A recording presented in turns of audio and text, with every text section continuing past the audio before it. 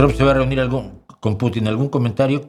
Que no tiene ninguna relevancia eso, no va a pasar nada. Trump es idiota en su relación con Putin. Trump cree, primero que nada, cree que es amigo de Putin. Y esto lo han confirmado personas que tienen una comprensión de la realidad internacional infinitamente superior a la mía, por supuesto, y a los que yo veo. Yo no me saco las opiniones de aquí. Yo voy y veo lo que dice gente que sabe lo que ocurre en el mundo. Entonces, dicen que Trump tiene la tontería de creer que Putin es su amigo, y al igual que Donald Trump, Putin no tiene amigos, tiene intereses. Y Donald Trump no ha entendido todavía una cosa que creo que es lo más importante entender en el caso de Ucrania, y que no lo han entendido tampoco los taraditos de Podemos y los de No a la Guerra.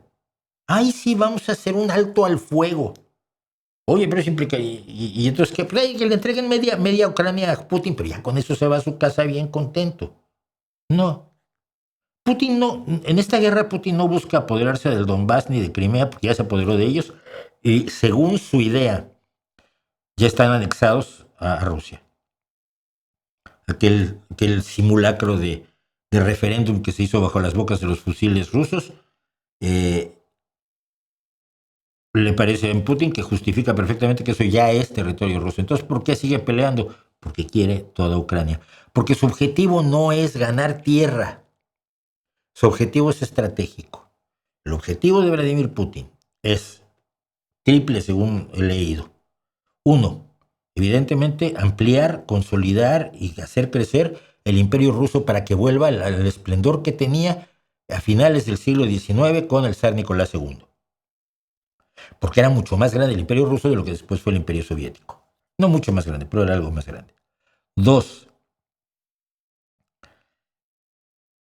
Establecer un orden, una realidad mundial en la cual los organismos internacionales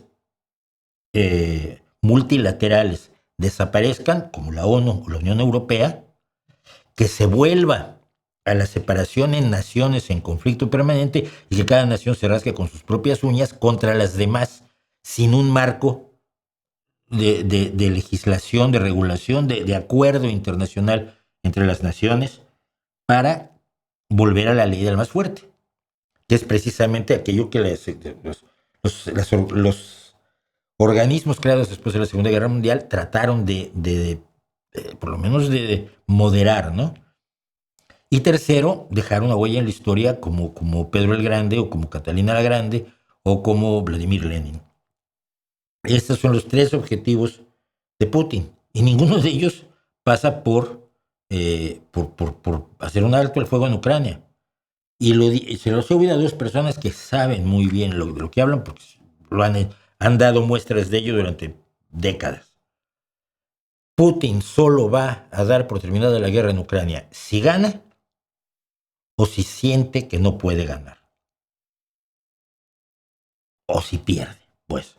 Si siente que es imposible ganar, va a retirarse. Pero mientras vislumbre la posibilidad de que arrojando cientos de miles de personas a una picadora de carne, que es el frente actual en la guerra de Ucrania, tiene alguna posibilidad de eventualmente apoderarse de Ucrania, va a seguir. La vida de su gente le da exactamente igual. Le importa la gran Rusia y le importa la imagen de Putin a futuro. Y le importa acabar con la democracia. La democracia tiene todas esas características que no le gustan a la ultraderecha, a Agustín Laje, a Rayo, a Putin, a Trump, a Claudia Sheinbaum. Implica un rejuego de fuerzas dentro de un país. No es solamente votar. La democracia implica un montón de cosas que permiten una serie de equilibrios que son mucho más beneficiosos para la población de lo que eran las monarquías y los imperios. Vamos a hablar de ello hoy con el enfrentamiento de imperios en la Primera Guerra Mundial.